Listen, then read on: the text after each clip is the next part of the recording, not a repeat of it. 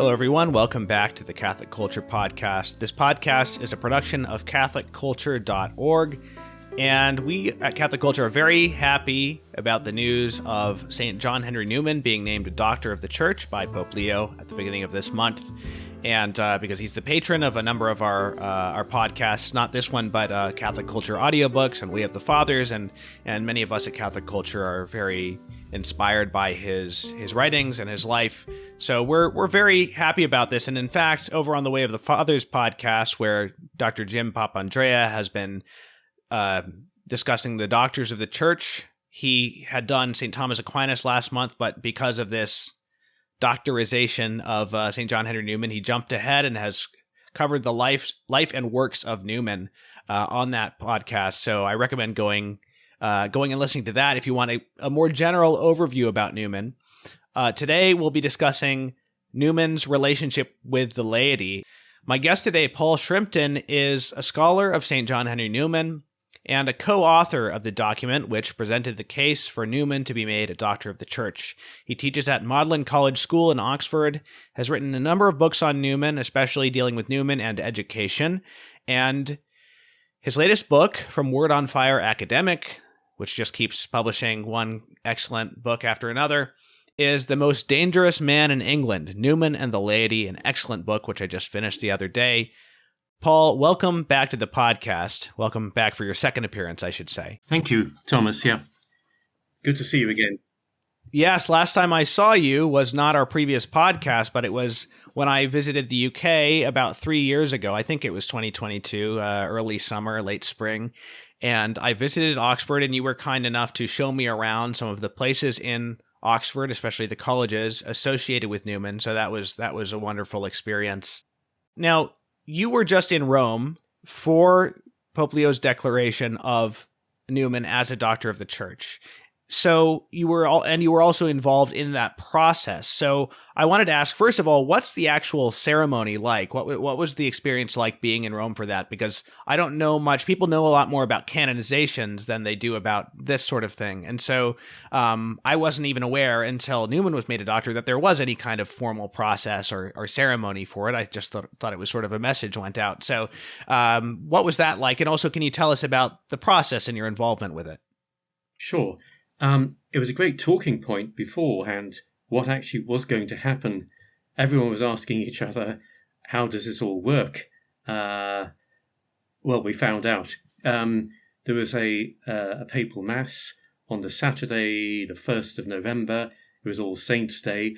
But it was actually the end of a whole week of celebrations in Rome for the Jubilee for the world of education. So yes, we may be talking about a mass lasting about an hour and a half. But before that, perhaps I should say that all week there'd been this huge tapestry of John Henry Newman presiding effectively over St. Peter's Square. I was actually there the day before, and that was the one thing different from the previous time I'd been in Rome. So there he was, dressed as an Oratorian, in working dress, and that was above the papal altar. So it was an outdoor mass celebrated by Pope Leo, so maybe 45,000 people were there. Cardinals all on one side, dressed in the wonderful red, and then dignitaries on the other side of the altar. And I was fairly near the front, I think in about the 5th row. So it was towards the end of the first bit of the Mass, coming up to the Collect, when I think it's Cardinal Semeraro, who's prefect for the dicastery, the making of saints, came round and stood in front of Pope Leo and then read out a summary of Newman's life. And then on behalf of the other cardinals, sort of made the petition that this proclamation should take place. And then Mass switched from Italian into Latin, where the Pope, we all had little books to guide us through the Mass, so I know what was said in English, but it was a very solemn declaration by the Pope with his full authority, his solemn authority, with all the bishops and the cardinals round the world, wishes to proclaim Newman as a doctor of the universal church. So in a sense, that was it. But no, there was a Newman hymn later on, Lead Kindly great. Light, Right. which was very good in Italian, a version I hadn't heard of before. And then the much of the sermon was about Newman, which we were not expecting. Partly because, yes, it was the end of the Jubilee for Education in the church, and there were a lot of other things going on. The proclamation was really like parachuted in with 4 weeks' notice onto a very busy week already. But somehow Newman displaced all that and took centre stage, not least because there he was presiding over St. Peter's Square. So this whole process began. There's quite a head of steam built up through largely bishops' conferences throughout the world petitioning Rome for Newman to be made a doctor of the church. And the lead one was obviously the English and Welsh Bishops' Conference. So by May 2024, Cardinal Semeraro thought it was the moment for the whole thing to begin officially. So he went to see Pope Francis during that month and was given the okay to begin the official process for a postulator to be appointed and for a document to be drawn up to be sent to all the cardinals and to a few theological consultors in Rome. There are two types of document. One is the positio for heroic virtues, which is to make someone a venerable. But this was simply all Newman's holiness had been fully ratified by the church. This was to look at his eminent teaching. So the postulator appointed found it was just simply too much to have to go through the 70 major volumes of Newman's works and his letters and diaries and works posthumously published. So 20 individuals were asked to put together, to summarize his document in different areas. And I was given the task of contributing one of the 17 essays, the one about his eminent teaching in education. So I was asked, I think, in September last year, and I had until November to turn it in. Very short notice, really.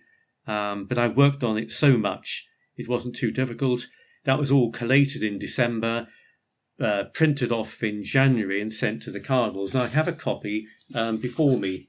So there it is. You can see, you can make out the big letters in Latin, positio super ecclesiae doctoratu, the positio on being doctor of the church. So it's about 500 pages long. It's the last section, 3/4. It's made up of these 17 essays covering most of Newman's eminent contributions to church thinking and practice. And this went to the theological consultants in March this year, talking about 2025. And I think there were something like 7 or 9 of them. They all wrote their reports and gave it full marks. It was about to go up to the cardinals attached to the dicastery, maybe about 1/4 to 1/3 of them are voting members. They were going to meet in May, but then the Pope died the previous month, so the whole thing seemed to go on hold. But extraordinarily, on the very last day of July, Pope Leo announced that he was going to go ahead with the proclamation of Newman as a doctor of the Universal Church. And then it was a month and a half later, a date was actually set for the 1st of November. So what's interesting from my point of view is really we have 4 consecutive popes acclaiming Newman in different ways. John Paul II, claiming him to be venerable in 92, I think it is. Pope Benedict, on a state visit to Britain, declaring him blessed in a mass in a Birmingham park. Pope Francis, 6 years ago in Rome for the canonization, and now Pope Leo, Doctor of the Church, Doctor of the Universal Church. And there was one other thing, a great surprise occurred that week leading into the Saturday when Newman was proclaimed a doctor, and that was on the Tuesday when, on the 60th anniversary of the document on education at the Second Vatican Council, Pope Leo issued this, I think it's an apostolic letter, in which he proclaimed Newman to be a co-patron of the World church's educational mission along with St. Thomas Aquinas. Right. That took everyone by surprise. I think the front runner in terms of what is Newman the doctor of in particular, we think of Aquinas, St. Thomas being the angelic doctor, St. Augustine, the doctor of grace. And the front runner, I think, among Newman experts and others in the know, was probably doctor of conscience. He didn't receive a special title in that vein, but just a few days before was made co-patron of the Church's educational mission. Yeah, well, that's so exciting and not surprising for Newman to be made a doctor. Let's talk about your book. Again, the title is The Most Dangerous Man in England, Newman and the Laity. And this book, it's about his views on the laity, but those are often came to light through his involvement in education. And since you've written quite a bit about that topic, would it be fair to characterize this? I haven't read any of your previous books, but would it be fair to characterize this book as something of a summary of a lot of the previous scholarship you've done on Newman's other individual educational ventures? Because you've got a book on the Oratory School, you've got a separate book on the University in Ireland, but you have chapters on those in this book. In a very real sense, my goodness, yes. So this is really the first book of substance at length to look at Newman's views on the laity. Most previous work has been essays, often very scholarly, just dealing with a couple of Newman's main writings. An 1859 article about 55 pages long and an 1877 preface to a new edition of a work published 30 years beforehand. So I was drawing, I said at the very beginning of my book, it was 3 years in the writing, but 33 in the thinking, meaning that I worked in education in particular a huge amount, and underlying all of Newman's educational ventures is an understanding of the laity, which is very, very modern and way ahead of its time. But I'd also worked on other areas and published things on Newman's ideas of friendship and working with other people. So there were a lot of little bits and bobs filtering into all this, but at the same time, I had to do quite a lot of spade work, totally new work, especially looking at how to sort of see. I set myself the ambitious target of working out whether Newman really did anticipate the teaching of the Second Vatican Council in 1964 and 5, Lumen Gentium and Gaudium et Spes, major documents. So these are some of the key ideas coming through in the 1960s. And the verdict was, by the end, my goodness, yes, Newman definitely anticipated so many things with an extraordinary vision, probably greater than anyone in the church in the 19th century. And it was for that reason he got a lot of flack. So yes, I took the title, The Most Dangerous Man in England. It's from quite a well-known letter written from George Talbot, who was papal chamberlain in Rome. He was the agent of the English bishops. He's writing in a private capacity to Henry Edward Manning, who was Archbishop of Westminster. And he tells him, yes, in 1867, if a check be not placed on the laity in England, they will be rulers of the Catholic Church instead of the Holy See and the Episcopate. Do you mind if I read a bit more of this one? Sure, please, yeah. They are beginning to show the cloven hoof, which I've seen existence of for some time. They are only putting into practice the doctrine taught by Newman in his article in the Rambler. They wish to govern the Church in England by public opinion. And then this wonderful line, what is the province of the laity? To hunt, to shoot, to entertain, these matters they understand. But to meddle with ecclesiastical matters, they have no right at all, and this affair of Newman is a purely ecclesiastical matter. It wasn't. It's about setting up a mission in Oxford and dealing with the students here. It has a very strong educational dimension. And then Talbot goes on to say, Dr. Newman is the most dangerous man in England, and you will see that you will make use of the laity against your grace. You must not be afraid of him. It will require much prudence, but you must be firm, as the Holy Father still places his confidence in you.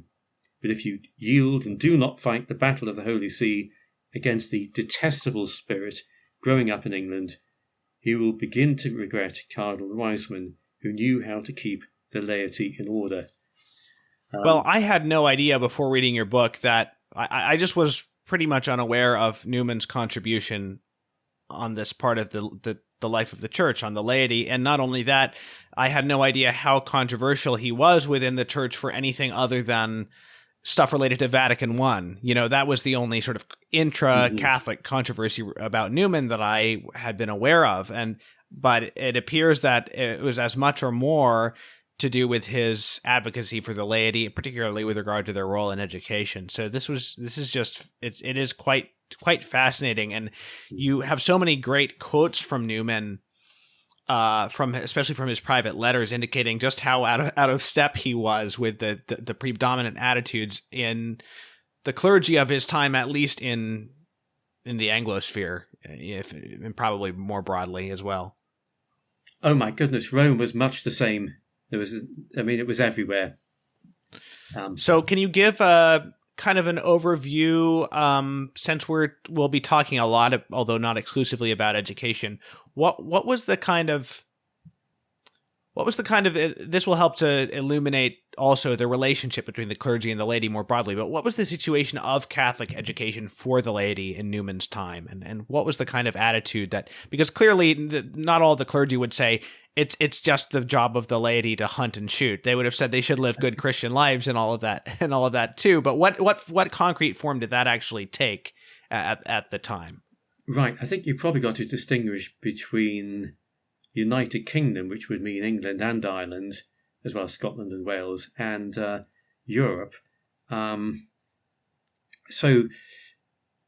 also distinguish between school and university education. The situation in United Kingdom was rather peculiar in the sense that we'd been under penal law for 2.5 centuries.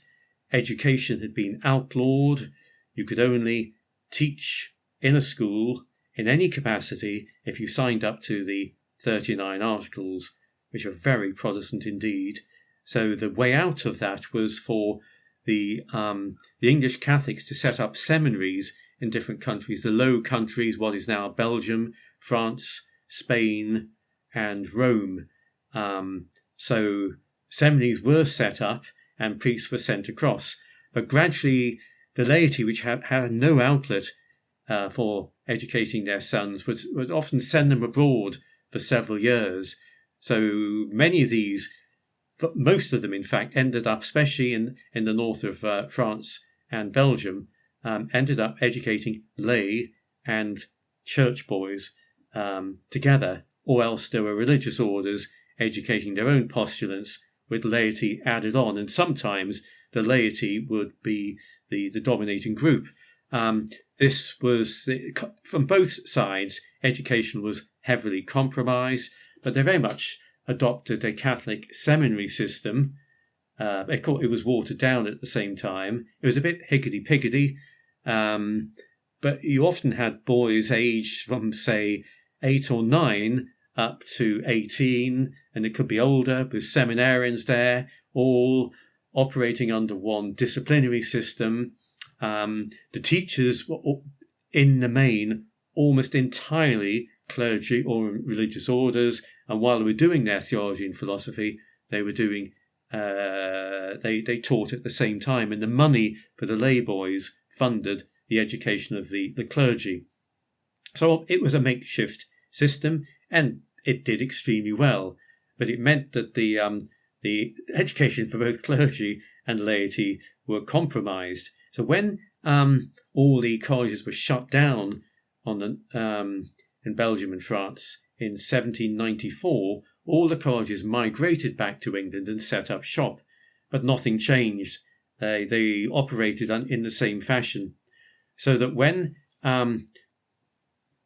people preceded but mainly followed Newman into the Catholic Church, the only education available for boys up to the age of 16 or 18 were effectively these sort of colleges which were like seminaries.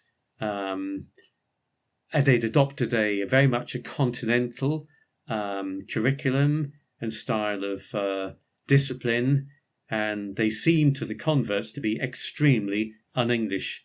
And the teaching of, say, the classics would more be on the fathers of the church and great church thinkers, as opposed to the pagan greats. So there's a strong difference there. And also it was effectively, and it still is the case, the difference between England in particular and the continent is very much that in England we tend to specialise early, look at a fewer number of things and go deeper, whereas on the continent there's much more emphasis on rote learning, on a much wider curriculum, and this still operates, in fact, in the seminaries in Rome. It feels, for those people I've talked who've gone on to the English college in Rome, they're quite amazed at the different approach to education there. So things haven't changed. And what the converts wanted was something English, even if it wasn't as good educationally speaking, and it was better in some respects, worse in others, but they wanted something which would enable them to take their place in British society, because after 1829, the Act of Catholic Emancipation, a lot of professions were opened up. The army was opened up. There were still certain positions reserved for those in the established church, but they wanted to make use of these opportunities. So because Catholic schools were sort of modeled after the seminary system, there was a lack of what you might call a broad secular education that would prepare someone to succeed in the world and give them the kind of the skill, the traits of a gentleman, as Newman would describe in his writing. But also, could we talk a little bit about like the discipline? I mean, the way of life, the lifestyle, and the discipline of the schools, training people as though they were not going to then go out into the secular world, but they were going to remained cloistered, so to speak, not literally, but in an ecclesiastical life their entire lives. Well, you say literally, but actually they were often frog marched in silence.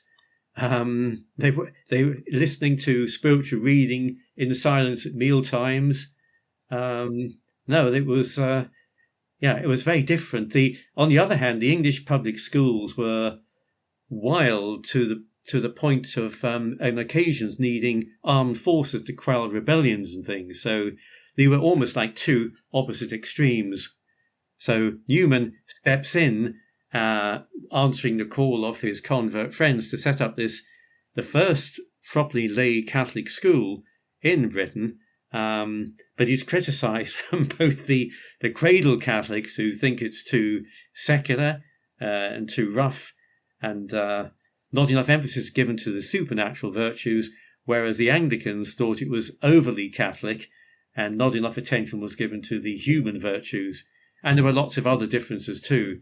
The converts wanted almost a great emphasis on Latin and Greek, but that's simply because that was what was done in English society at the time, not because it was necessarily the best education.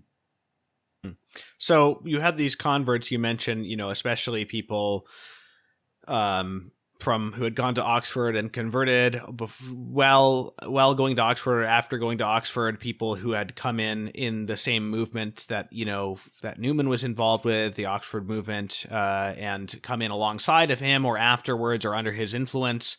And so, of course, there was some when then they start sort of seeming to set up for themselves or want to set up their own institutions according to their way of thinking, then the hierarchy is sort of suspicious of have these people fully been inculcated with the Catholic way of thinking about education. So there's that question. But then more generally, there's an attitude of what Newman described as an attitude of suspicion and jealousy towards the educated laity or the middle and upper class laity in England and Ireland. So can you talk about that as just more general relations between clergy and laity at the time? Yes, I'm not too sure about that actually. There was among a certain number of clergy, yes, a feeling that they should be the ones who were properly educated, and they needed to be educated better than laymen, for sure. Standards were fairly low among the laity in particular. They were not that well read. There were exceptions. People like Sir John Acton, later Lord Acton, would be one of them. But in the main, the clergy had the better education. And I think they felt all of a sudden, with Newman around, this was going to change. And it jolly well did change. I don't think everyone was against that, but it was certainly a feeling. It was in the air. The more the suspicion, though, against what Newman was doing was that his new school might undermine the whole Catholic educational system. And this was a system which had produced priests for 2.5 centuries, and a good few dozen had lost their lives as martyrs. And Newman's venture in 1859 seemed like it might challenge something where there was a huge amount of vested interest and loyalty in, to such a point that virtually every bishop in England and Wales opposed Newman's school except his own. And many now, his school, are you talking about the oratory school in this case? The oratory school, that's right. So this is a school for boys. This is not a university. Yeah. Right. Right. In terms of university education in Ireland, I don't think people were particularly against the laity having a good education. I don't think they were too bothered about that, really. They had so many problems, other problems on their hand. What there was in Ireland in particular was a tension between the educated laity, some of whom had gone to Trinity College Dublin. That had been allowed at the end of the 18th century, but was frowned upon most severely. But quite a few of that educated laity had fallen out with the Irish hierarchy, and really were a bit at loggerheads with, to such an extent that even though Newman is sort of a top Englishman appointed to head up this new university, they did not believe that the bishops would allow Newman to establish what they thought was a proper university education along the lines of either Oxford, Cambridge, or Trinity College Dublin. Yeah, well, in relation to his work in education in Ireland, which of course was done, I think at the request of Rome, if I'm not mistaken, they wanted him to run this university. Nonetheless, Newman writes privately, of course, this striking quote from your book. He says, "No small portion of the hierarchy and clergy of Ireland think it a mistake and a misfortune that they have any of the upper or middle class among them, that they do but feel awkward when a gentleman is converted or shows himself a good Catholic, and in fact, they think that then only Ireland will become again the Isle of Saints when it has a population of peasants ruled over by a patriotic priesthood patriarchally." That's Newman letting off steam, yeah. Yeah. So he felt that it made perhaps easier for the clerics felt it was easier for them to sort of wrangle a less educated laity in a sense, rather than sort of making sure that the laity and there is that risk, right? But they didn't want to sort of make the effort to then have them educated the right way, so that the education wouldn't lead to a greater spirit of kind of a rebellion or independence or something like that. I'm afraid too many of the well-educated Irish simply did not get on with the hierarchy. There was quite a polarisation there when Newman arrived in Dublin. I mean, he was shocked by it to a large extent. And both sides can be blamed in different ways. But there had been a tradition among some of the laity, both in England and Ireland, to try and do a deal with the government and try and get some sort of oath which they could take, which would allow them to enter into public life. We're talking here at the end of the 18th century. So lay action in that respect had been a bit tarnished, and they'd bypassed the hierarchy in doing that. So they weren't at all well behaved.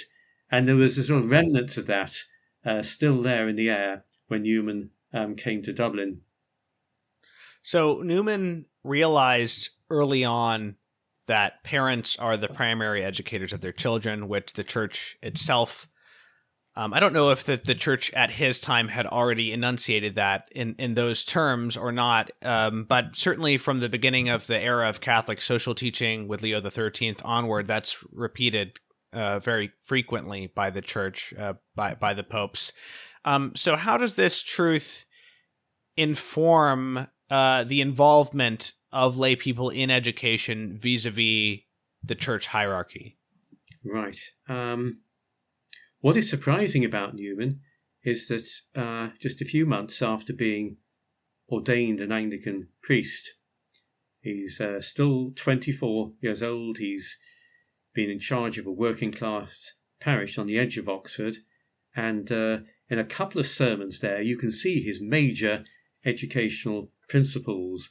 One in particular, a couple of things here I can bring out. One is he says that, and I'll quote here from Newman, when it is said that the Church is the mother of saints, the instructress and guardian of all Christians, by church is meant not the clergy only, but all who are concerned in the work of education, with the clergy at their head. And he says the clergy are not the only ministers. In one sense, all parents and masters, meaning schoolmasters, are ministers of the household of God.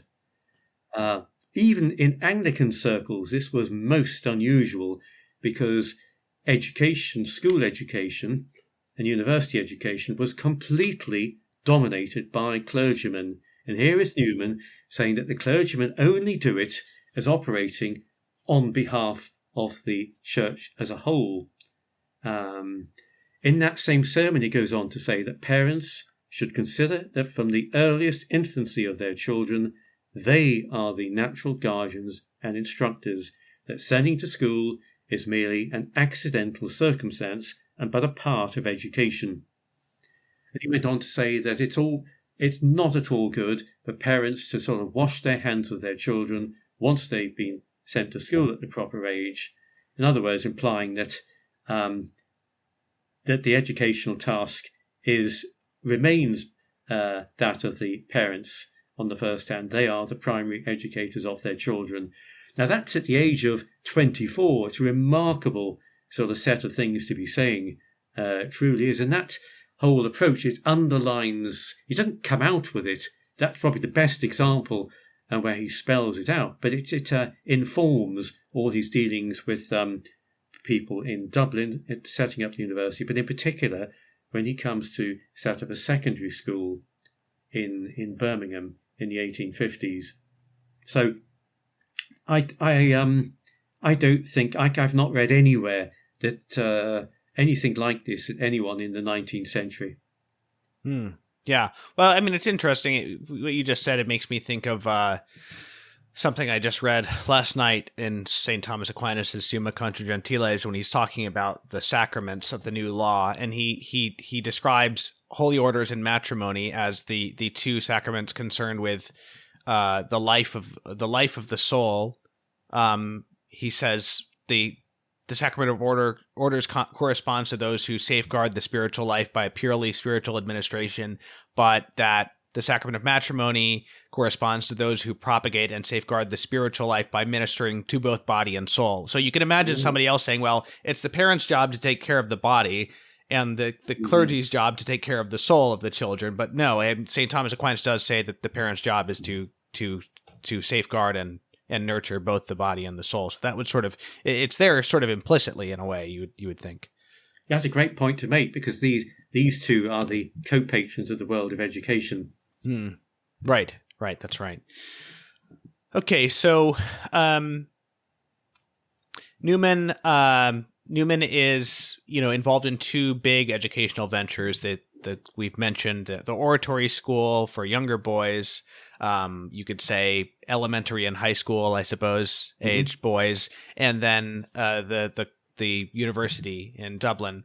But there's also the question of subjects, like what kind of education they need. And so there's the question of secular education, and the question of how much theological education is it appropriate for the laity to have. So maybe we can start with the question of secular education, because he discusses this quite a bit in his idea of a university, but also had to deal with this in practice with, dealing with different people's views on what you mentioned. In other words, should they be reading the pagan classics, or should they only be reading, Christian writings and things like that? So what are his views on that? And also what are the ways in which he kind of tries in practice to balance those two, in terms of forming the minds and forming the intellects of the students? Right. Okay, that's a great question. Newman does this wonderful balancing act of just doing precisely what you said there. So yes,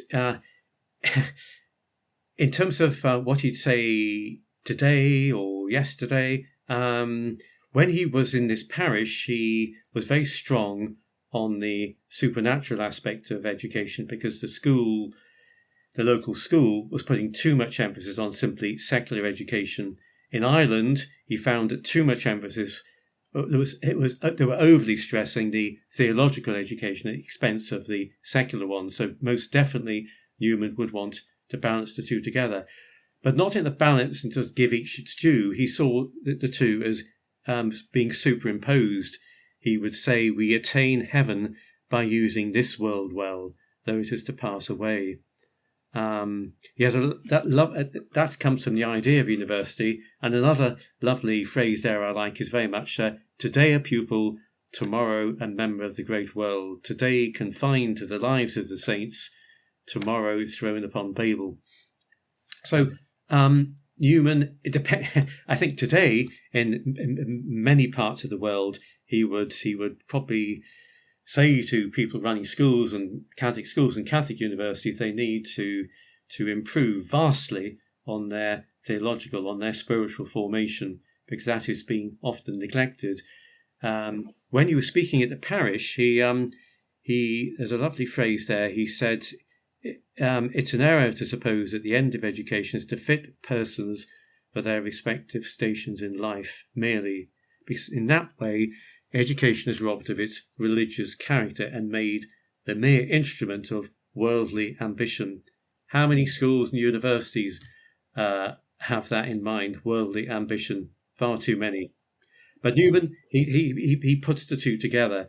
So he also goes on to say, we're preparing the souls of young people that their worldly trades and professions might affect them as they ought, may be the instruments of good to them, preparing them to do good in their generation.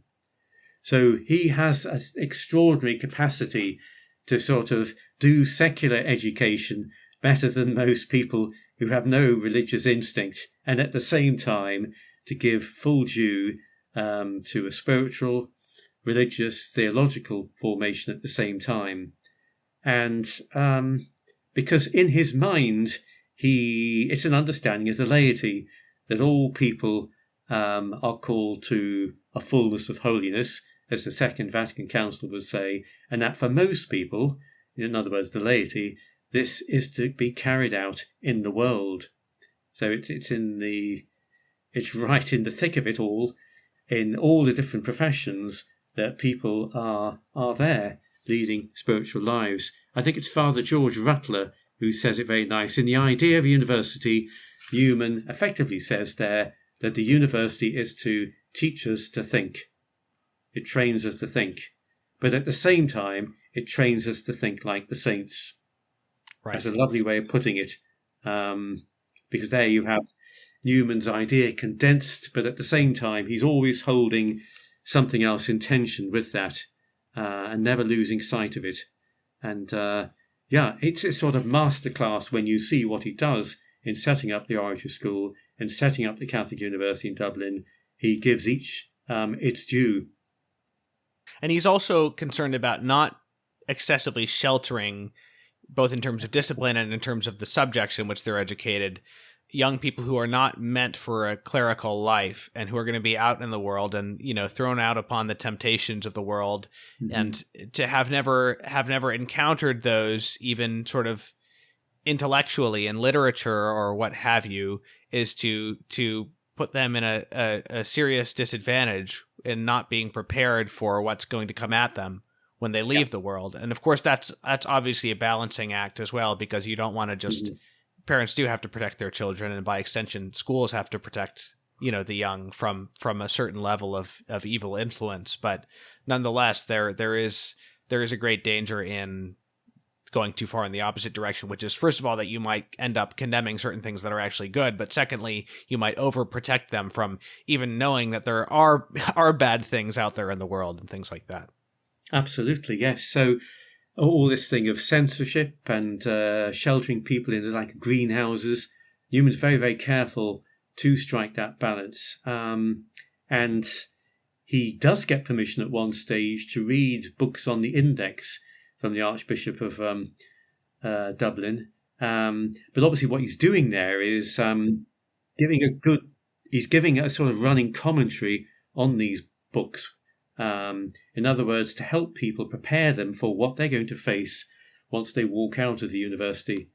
There's that, and at the same time, there's also the preparation of people to use their freedom right throughout all, whether he was teaching at Oriel College in Oxford as an Anglican, or rector, president of the Catholic University in Dublin, running a student house of 20 students, and then at the Oratory School, all the time, it's like what I would call an education in freedom, preparing people for the world, not over-sheltering them, and not actually, as at the time did tend to happen, knocking the life out of people, suffocating them with rules, so winning over their hearts.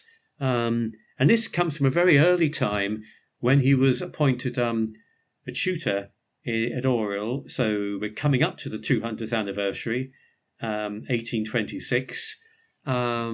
He was quite revolutionary in the sense at the college, where there was a standoff effectively between teachers and taught, and they didn't really intermingle much. But Newman, actually following someone called John Keble, who was also part of the Oxford movement, he took his ideas and went further with them, walking with his students, having reading parties, inviting them to have breakfast with him and dinner with him. And this was counter-cultural, most definitely. But it's a new way of doing education, you could say. So, and effectively this sort of homes in on a key idea of Newman's, which is that education is it's deeply relational. And you can see it partly in his cardinal's motto, cor ad cor loquitur, heart speaks to heart. But in Newman's writings, you often see person to person, mind to mind, similar expressions in the various decades leading up to when he's made a cardinal. So it's a major theme there.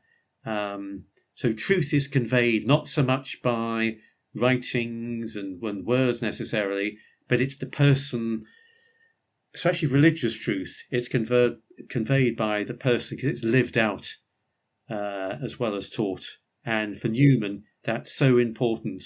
So especially when you've got, whether they're academics, university faculty members, or whether they're teachers in schools, the role model idea of a teacher is just absolutely paramount there for Newman. So the two work together. So the example as well as the teaching.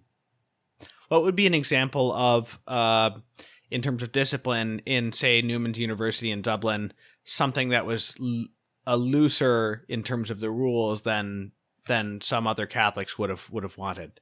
Well, I mean, there are dozens and dozens of quotes, if I had them to hand, where Newman in Oxford was regarded as a disciplinarian, of being far too strict, but in Dublin he was regarded as a libertarian. So the Cardinal Archbishop, who was his co-partner effectively in setting up the Catholic University, was writing to Rome continuously complaining about Newman doing such things as buying a field for a cricket pitch, allowing the students to go rowing, to go out after dinner in the evening, even to buying a billiards table for the university. Well, the whole point of the billiards table is an interesting one. Newman found in his first year the students were resorting to the billiards tables in Ireland, in Dublin, where there was a lot of gambling. And the only way Newman saw to wean them off that was to set up a university billiards room. So he bought a table, equipped the room, and actually paid for a marker. Someone had been charged there to ensure that due procedures were carried out and that there was no gambling. Newman also wondered about setting up, he didn't in the end, a theatre to put the ban in place of going to the theatre in Dublin, but at the same time to offer the students something there. You mentioned that because of this seminary model for Catholic education, or at times literally lay people being educated at seminaries, there was this sort of excess of theological education. But at the same time, isn't it also the case that there was a sense among the clergy that lay people shouldn't be learning too much theology, or at least theology of a certain kind? Because Newman had to argue for why it was important for lay people to learn theology, at least for the purposes of apologetics, if nothing else, right? Right. Newman, yeah, he thought it took him 2 years, really, to come to conclusion at the Catholic University of what should be done. In the end, rather than the majority of people being taught through a theological faculty, he wanted lay people to lead the doctrinal formation, both in terms of history of the church, scriptures, and theology proper. But he wanted them to base their teaching on manuals written by mainly lay people. There's some very good French laity men who'd written there, and Newman was very keen on picking those topics which he thought lay people ought to know about. So there are lots of things, what he called Christian knowledge. He says, I'm quoting his words now, Christian knowledge in what may be called its secular aspect, as it is practically useful in the intercourse of life and in general conversation. So he actually gives some fabulous examples of questions that ought to be considered. So lay people, by the time they leave university, should know whether the celibacy of the clergy was a matter of faith or of church discipline, whether the Pope, by appointing a hierarchy, was interfering with the prerogatives of the monarch. And he's writing that in 1856, 6 years after the reintroduction of the hierarchy. Whether and in what sense Catholics consider Protestants to be heretics. And finally, a fourth example, whether Catholics deny the reality of natural virtue and what worth they assign to it. So those are good examples of what lay people will probably end up talking about with Protestant people at their place of work. At one stage, I think Newman's ideas of what the laity know changed. He read something by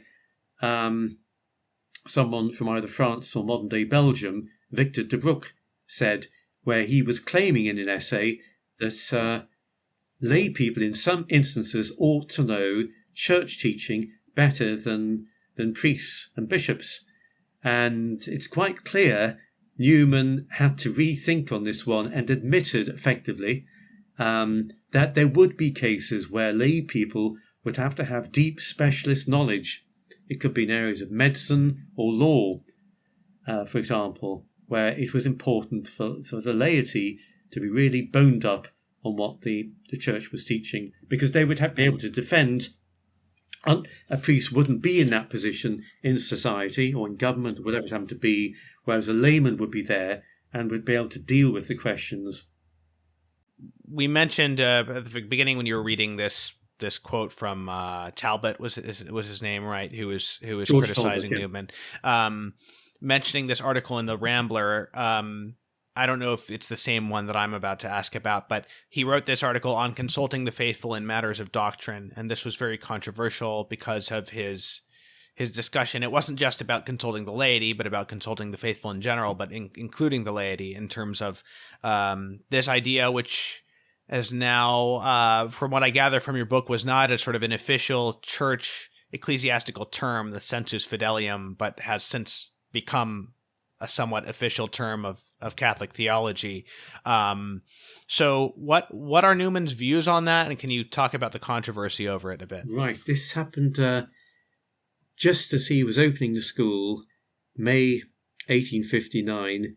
At the same time, he took over the editorship of the only journal run by converts from the Oxford movement.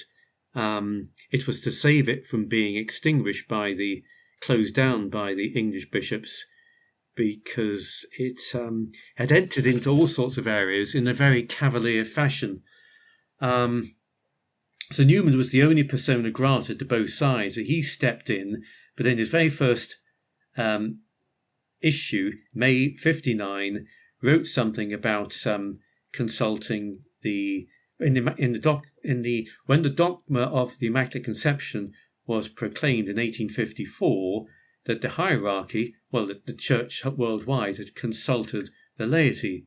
He received a complaint by a leading seminary teacher in England.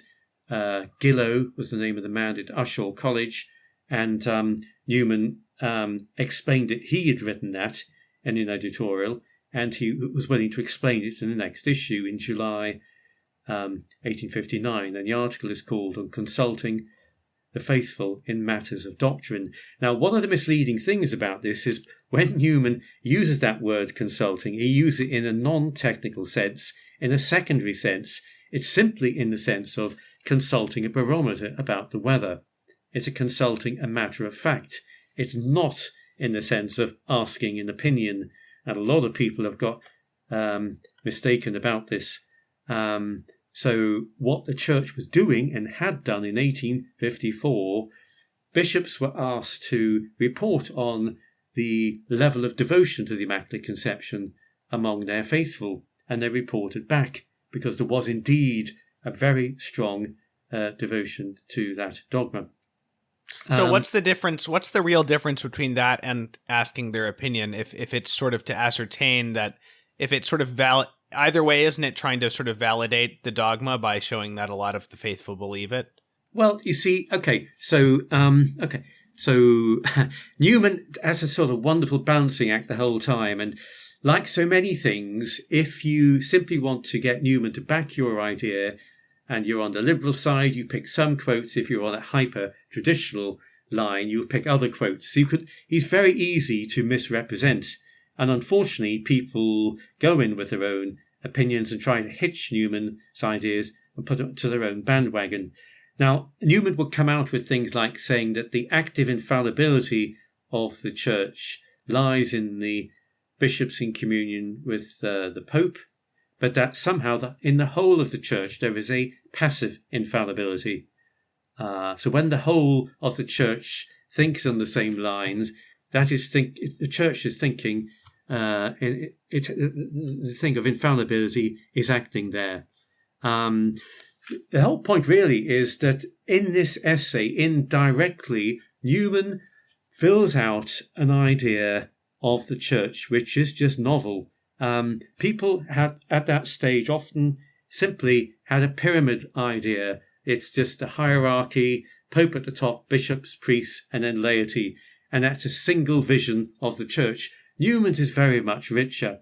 It goes really back to the first few centuries there, what we call the primitive church or the early church, where the church is envisioned as a body of believers where the Holy Spirit is there in every single part of it, that all people have their different gifts and their charisms, each can make their own contribution. And you can see that in Newman's famous prayer, God created me for some definite purpose. Everyone has a purpose there. So there are lots of different things which feed into Newman's vision. So indirectly, you can see it there. There are two things in particular. One, if I can just mention this first, my favourite expression coming from that document, and it's used in several times and permutations of it, is pastorum et fidelium conspiratio, a breathing together of faithful and laity. And Newman plays around with that. He doesn't coin the phrase, but he uses it and develops it further than other people have. So he envisions a church in which both laity and clergy are working together, each doing their own thing, complementing each other. And that's an extraordinary, powerful thing. He gets into trouble for all sorts of things in the article, but one is he refers back to his first book, Arians of the 4th Century, where he looks at the time between the Council of Nicaea in 325, and that's when the creed, effectively, the earliest version is set, the Nicene Creed is set up, and the Second Council, 381, where bits are added to the creed. Between that time, those years there, the majority of the higher clergy, the bishops in other words, were either semi-Arians or Arian heretics. And what's extraordinary is, in that time, the laity mainly remained faithful to the teaching of the council. And Newman mentions in passing that he thinks that the church's teaching authority must have been suspended. Well, this didn't go down at all well anywhere in the church. He later softens it and said, well, okay, possibly not suspended, but it has to be something approaching that, because most of the bishops had gone into, under pressure from the civil authorities, had gone over to the Arian heresy where Jesus Christ is not fully God and fully man. So are things like that creeping in, but also what Newman gathers from that book is just that the church is just more than, if you like, officers leading troops. It's more than just clergy and the laity. It is something vastly, it's a mystery. There's much more to it. And then he comes out, he didn't coin the phrase, but there are various similar ones, sensus fidei, consensus fidei, sensus fidelium. So he uses these and he puts them into, he launches those phrases into common circulation. That and this is something which it's becoming it's very much a hot topic when synodality is talked about. So this is the sense of the faith, the instinct for truth, which the Christian has, the Catholic Christian has. Now, when you look into Newman's writing, he's speaking loosely to some extent, but we're talking here of believing Christians who go to church properly, who make the efforts to bone up on theology, to live out their faith fully. And these people, if they do all those things, will have a deep instinct for what is true. But what has happened is various Catholics have sort of seen this and run with it, thinking, oh, this is all about democracy in the church. And you don't even have to be a regular mass goer. You don't have to believe all the church's teachers. You can pick and choose. This would just be unthinkable in Newman's time. Now, in 2014, a document was issued from Rome called Sensus Fidei, the Life of the Church. And Newman is the most quoted individual in this document. And this has been used a lot and misused at the same time. Was this the International Theological Commission? That's the one, yep, that's it, yep. Okay. So it's not a magisterial document. It's not a papal document, but it has the blessing of the Pope indirectly and produced by this International Theological Foundation in Rome. Yeah, so, but it's people just picking bits and pieces of Newman's writing, which is very easy to do. They're not genuine, they're not reading Newman genuinely, because if you read him in the round, he's always balanced. So, yeah, but people have taken, and they. So how did they read him? Like more of a democratic view or something like that? Absolutely, yeah. I mean, people just saying, "Oh, Newman, the laity should be consulted before the church does things," as if their opinion should be sought. And that is not what Newman meant, and he says so. So you're deliberately going against what Newman would say.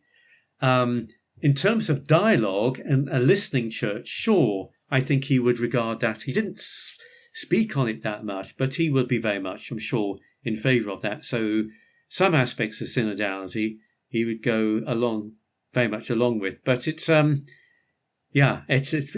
what people mean by synodality varies very much. But Newman, it's very interesting. We have here And now, of course, that Newman's becoming a doctor of the church, even more so, his words will have to be listened to carefully. Ian Carr was, in his final book, he was the great Newman scholar of all time, died 2 or 3 years ago.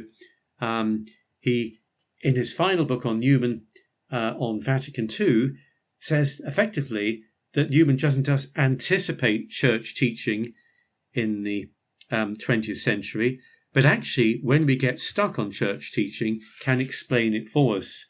So I like to think, yes, where we're not sure and ways ahead, Newman is a great go-to person, providing you read him carefully and don't just pick and choose and cherry pick. Yeah. Okay, very interesting. Now, I seem to remember near the beginning of the book, and I don't remember if this was you quoting Newman or something, but or your own view, but something about how in the early church it wasn't this distinction. Now we think of the three, tripartite church of the laity, religious, and clergy, and in the early church it was the distinction between teachers and non-teachers. So essentially bishops and everybody else. It wasn't. So it was more like the priest, that your ordinary priest would be together with what we would call the laity, and the religious would be not distinct from the laity in that sense. That's right. That we think of them today. So it's all because in the book on the errands of the 4th century, he uses the word laity. That didn't really have our modern sense of that word. You see, he uses so in the way they would use an equivalent word would include all the laity plus effectively most of the religious and the parish priests, as we would say. But it's that distinction, them as opposed to the higher clergy. It's the higher clergy who are in a lot of contact with the imperial powers, and it's for that reason they get lent on. And unfortunately, in their weaknesses, they subscribe to various extents to heretical ideas on the person of Jesus Christ. Right. But on the other hand, just more generally, priests don't have a magisterium, but bishops do. And so there is a real distinction in terms of the church teaching and the church taught. I think some such division was mentioned. But I think that's quite interesting too. This is maybe perhaps a side point, but about the religious versus the laity. In that now the religious life is heavily clericalized, right? And so in the early church, that was not the case. In the early days of the Benedictines and even in the early days of the Franciscans, it wasn't the case. St. Francis himself was a deacon at most, for instance. So in that sense, when you see religious life as distinct from clerical life, then religious life can be, in some sense, more of a model for the laity than when you see it as a sort of a primarily clerical matter. Isn't that so? Because they're living out the evangelical counsels in a more perfect way, but that's a model for all of us in a sense, not a literal model, but it's an inspiration for all of us in such a way that if we think of them as part of this completely different class of people, then because if they have the sacrament of holy orders and a different ontological character, then I don't know where I'm going exactly with that, but it seems like that makes a difference. I mean, in one sense, but at the same time, there are different elements or different degrees of a contemptus mundi of leaving the world. Whereas the clergy are more inserted in the world. Right. So in that sense, you may have more in common with your parish priest than you do with a monk. Yeah, so there's a mixture of things, yeah. So what did happen between about the 3rd and the 5th century, gradually there came this separation of the clergy from the laity, beginning to dress in a different fashion, no longer doing manual work like we think of St. Paul the tent maker. That was still going on way into the 4th century, but by the 5th century, the priests tended to work far less. And it's really at that point that looks like, and there's not a lot being written here on the beginning of an idea in the church that for those who really aspire to holiness, they ought either to go into the priesthood or the religious life. And by religious life, of course, I mean monastic life or the equivalent. You've got the hermits and the Cenobitic ways of life. So and there is this whole thing that then, and it varies over time, that the laity somehow have to put up with, if you like, the sort of second-class calling to holiness. They do a few things and then just get on with their lives.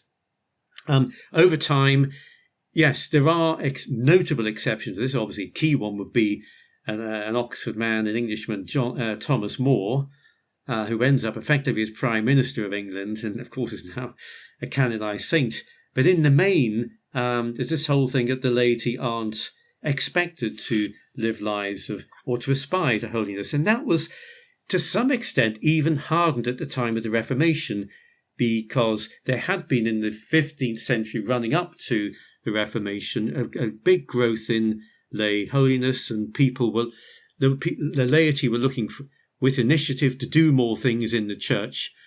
And to some extent, this informed the Protestants as well, but it was if you like, a charism or whatever you want to call it, which span out of control of the church, and many people left, and left with the good things as well as the bad things. And then patching all this up in the 19 years of the Council of Trent, the laity were hardly dealt with except in terms of marriage, and you could almost say the church became even more clerical afterwards as a net effect. Unfortunately, it was just an unfortunate side effect of all the good things that happened at the Council of Trent. So it was only in the 19th century that one or two individuals like Newman suddenly start to think differently, and that's partly because he's so much in tune with the early Christians. Right. So they really give him, I think, that very rich idea of what the church is. It isn't simply a sort of single vision of clergy and laity, but it's something far, far more than that. And of course, I suppose he probably had some antecedents that he inspired him, such as St. Francis de Sales and St. Philip Neri, collaborating with lay people. Absolutely. And you see this, even as an Anglican, Newman takes a great interest in Francis de Sales, and I think it's some of the fathers who write more for the laity. St. John Damascene is one of them. So he quotes from him in particular. So all the way through there, both as an Anglican and then as a Catholic, you see Newman gravitating towards those writers as holy people, saints. Perhaps the later St. John Chrysostom, who developed probably the most positive view of marriage found in the fathers that I know of later on, although earlier on he had much more strict sort of monastic-based view of it. So, yeah, very interesting. My favorite chapter of your book was the chapter on late in the book on Newman's personal relationships with various lay people, whether that be colleagues, friends, people who he gave spiritual direction to and such. So, I mean, obviously there's so many wonderful things in that chapter, so many wonderful quotes from his letters. Well, is there anything you'd like to talk about in that category, just to give a few examples for the listeners of the way that this worked itself out, not only in his formal educational endeavors, but in his personal relationships? Right, yeah. I think it's worth pointing out that Newman has, you could almost call it a genius for friendship, both as an Anglican and as a Catholic. He forms really deep bonds with all sorts of people, and it's there throughout his life. And the best place to see that is in the 32 volumes of his letters and diaries. It's obviously a huge amount of material, something like 23,000 letters, and they're the ones which have survived. There you find Newman the person more than just Newman the thinker, and that's something which I'm very, very interested in. But he formed very close relationships with people, and the equivalent to emails now, of course, was the letter. Then we have a lot of letters surviving, undertaking projects with them. So his closest friend is an undergraduate of someone called John Bowden, and they together they formed the second ever student journal in Oxford called The Undergraduate, and they had great fun. were some of the articles making fun of some of the dons, their lack of sense of humour, and they wrote anonymously, but once their names got out, they had to close it down. Later in life, John Bowden married, but his wife would sometimes get John's name muddled up with John Henry's name because she realised it was so close to each other. But yes, it's difficult to pick out anything there. But when Newman got to know someone, he typically get to know their brothers and sisters and start corresponding with them, staying with families. And he even did this as a Catholic. He moved around, and it's just so beautiful sometimes to sort of see him with his college friends and his descriptions you have of the children sitting on his knee, telling him things. It's not the Newman we know about, you see, the great intellectual.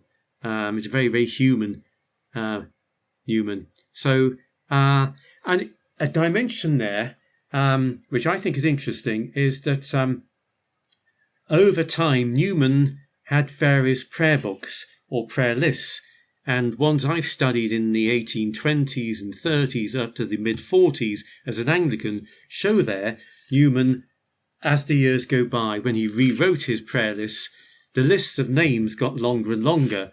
So starting from about the mid-1830s, on his prayer list he would have about 80 people. I think the second year, women came in, wives and sisters, and by the time we reached the 1843, he's got something like 220 people on his main prayer list, people he's praying for. So this is Newman living a sort of unity of life, an extraordinary fashion. And you see it in his main room at the Birmingham Oratory. There are pictures of his friends surrounding him on the wall. When he became a cardinal in 1879, he was told he had to have his own chapel. So all he did was whack a partition down the end, put a tiny altar there, and above the crucifix you've got a picture of Francis de Sales, but all down one side you've got the friends who've predeceased him, the men and women he's known as Anglican and Catholic, all down one side. So he was accompanied by his friends as he offered up the Mass. And then on his working desk he's got this extraordinary book, a book of anniversaries he calls it, which he started in his early 20s and kept going till his late 80s. And it has something like 640 names written in it. So when you open it, it's double page for the week, 7 days. It's the anniversaries, and each day they're all his friends who died on a particular day, their circumstances of death, maybe birth, and a few other details there. So presumably, as he worked, when you moved over to the new week, he would turn over the page, and for that week, he would glance down probably at his friends who were either in purgatory or heaven, hopefully.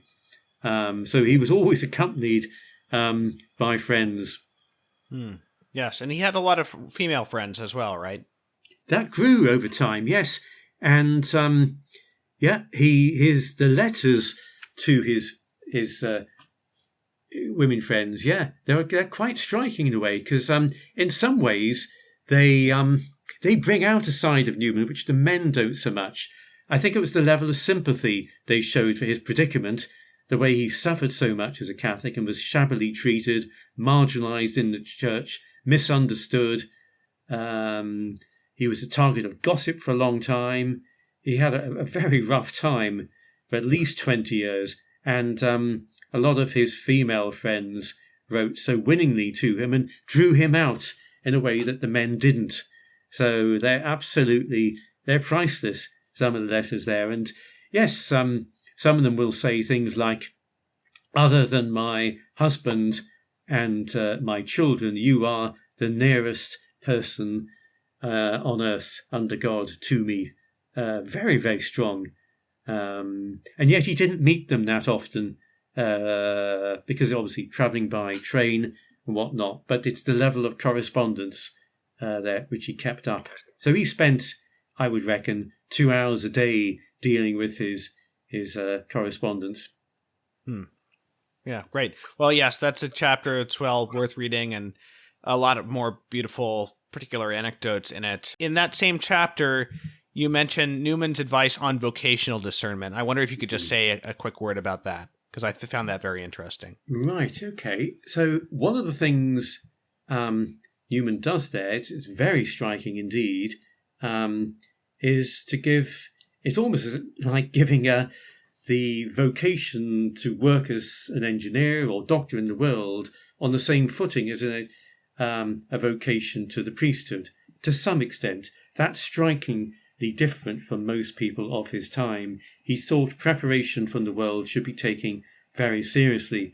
But at the same time as doing this, both at the school and university he'd founded, he in spite of a secular education being given, there were a good number, surprising number, of priestly and religious vocations. He's at the time, the problem is people could well attend minor seminaries and then enter a senior seminary and be over-sheltered from the world. And Newman thought that maybe their hearts have not been tested sufficiently, they haven't seen enough of the world, they need a bit more experience. And certainly for those who join the oratory, he felt that if they were too long, along with other seminarians or from too young an age, they might adopt, sort of become a little bit too precious. There needs to be roughened up a little bit, not too much, by exposure to the world. So at the time, too many people, he felt, were putting themselves forward for the priesthood. I think nowadays he would say precisely the opposite. Too many people should be thinking that, really thinking seriously about a religious or priestly vocation. But it's always, you never quite know from his letters what's going on all the time. If Newman knows a person very well, he'll give very precise advice. Right. So sometimes you see it's very ultra clear. You know he's met that person enough times to be able to give very clear indications. Other times it's very vague and going both ways. That's because he hardly knows and he's got to say something. And he's often calling for a further engagement with him in order for himself to go further. So before we go, you mentioned Newman as anticipating Vatican II. And as I understand it, the claim is not that he directly influenced the documents of Vatican II, but simply that he anticipated some of their conclusions. Is that right? That's right. I think it's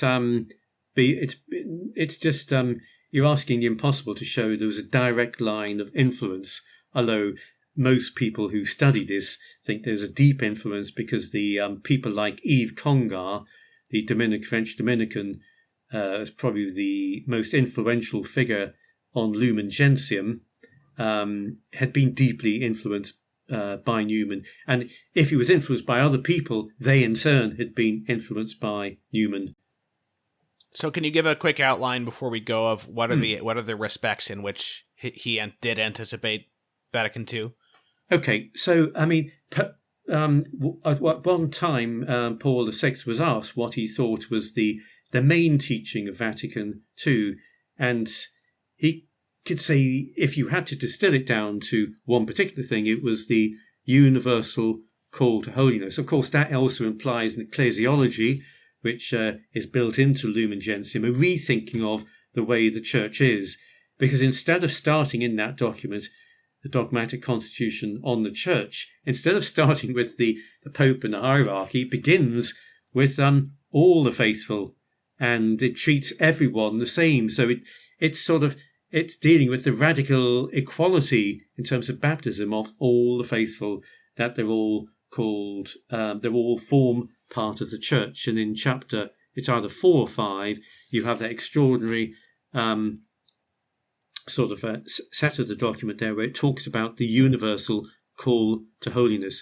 Now, my claim is, and it's quite obvious when you look at it in detail, that in Newman's Anglican life, in his 610 or so sermons there, pastoral sermons, almost entirely given in Oxford, they are an extraordinary call over 20 years to the Anglican laity to live serious Christian lives. It's an enormous shake-up to the church to which he belongs, a call to prayer, to living in the presence of God, to be cognizant of the indwelling of the Holy Spirit, to lead lines of fasting, to be apostolic, to study Scripture in detailed fashion. Conscience runs everywhere through those. It's one major Newmanian theme. So this is just an extraordinary teaching which nothing needs to be taken out of it for Catholic consumption,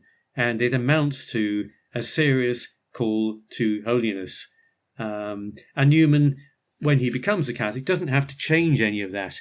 So he sees, like St. Philip Neri, that the oratory is there for the sanctification of ordinary men. It's to lead them, to encourage them to lead lives of holiness in the world. Okay, so, but it's also an understanding which is developed there, that the real place of the laity is in the world. That is their natural setting. Sure, they're part of the church, but their defining characteristic is their secular one, and that's a serious one. And they're called to be like leaven in the mass of the world, and that's begun in Lumen Gentium. It's filled out a bit more in Actuositatem Apostolicatum. It's 60 years ago this month, and then next month will be the 60th anniversary of the big document at the end of Vatican II, Gaudium et Spes, where that's developed again and pushed forward those ideas there. But it's not, if you like, definitions. It's just a whole feel of things. But it's running that feel, that vision, Newmanian vision of the church, runs throughout his educational work, in particular, and all his dealings with the laity over 70 years. Is there a big difference between Newman's vision of the Catholic, the lay apostolate, and what would be called like Catholic action in the early to mid 20th century, which was very engaged and fruitful in many ways, in terms of Catholics being out in the culture and influential in the United States, for instance, in the 40s and 50s? I think that was a halfway house to where we are, to where Vatican II arrived. I think by mid-19th century, people who could see what was going on in the world were realizing that the church was losing, in terms of the clergy, were losing influence in the world directly. So to some extent, the laity were co-opted to be like, and Yves Congar calls them a long arm, a longus manus of the hierarchy. So it's a hierarchically directed lay apostolate. So I call it a halfway house. So it's good as far as it goes, but it doesn't allow the laity fully to take the initiative themselves. And what Vatican II effectively did, especially that apostolic letter on the apostle of the laity, is to say that all people in the church are commissioned to carry out a Christian apostolate by virtue of their baptism and reinforced by confirmation. It's not that they just follow instructions from on high, by no means. So what does that mean practically, that the layperson doesn't have to get permission to start a Catholic school or, something like that? Very good point, yeah. Obviously, there's got to be anything with the word Catholic in it would have to, and done like that. But I think it refers to really, so okay, let me home in one particular, I can't remember the exact bit of Apostolicam Actuositatem, but it says there the essence of the lay apostolate, which is irreplaceable, is the individual apostolate. Effectively, it's saying every Christian, by virtue of being a Christian, is called to evangelize. Other types of evangelization in groups or through Catholic action, you could, in one sense, call them optional.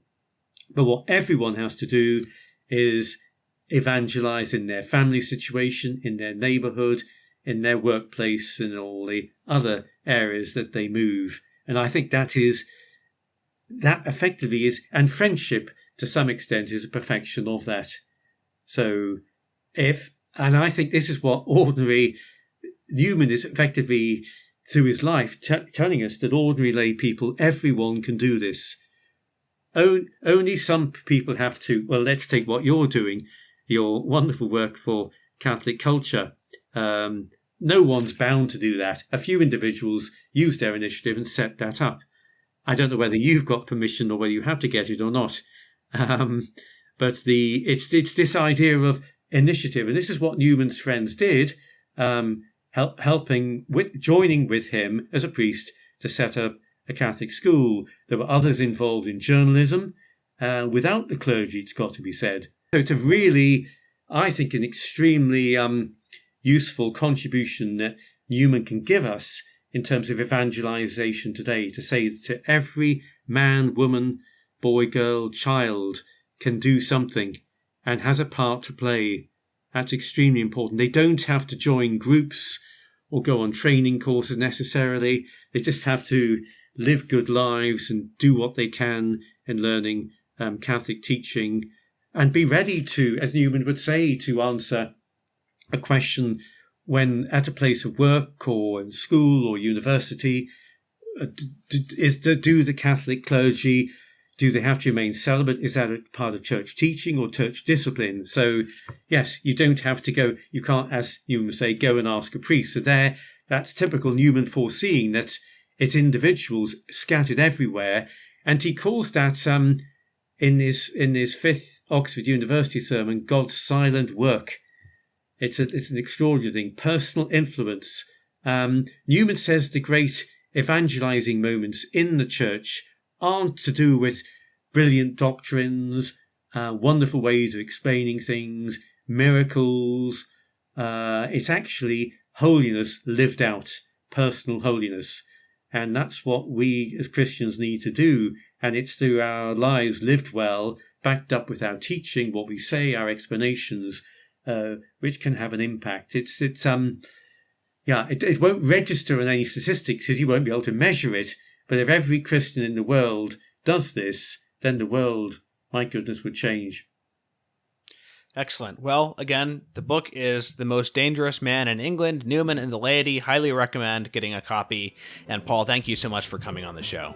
It's a real pleasure to speak to you again, Thomas, and I hope to see you at some point in Oxford. Excellent.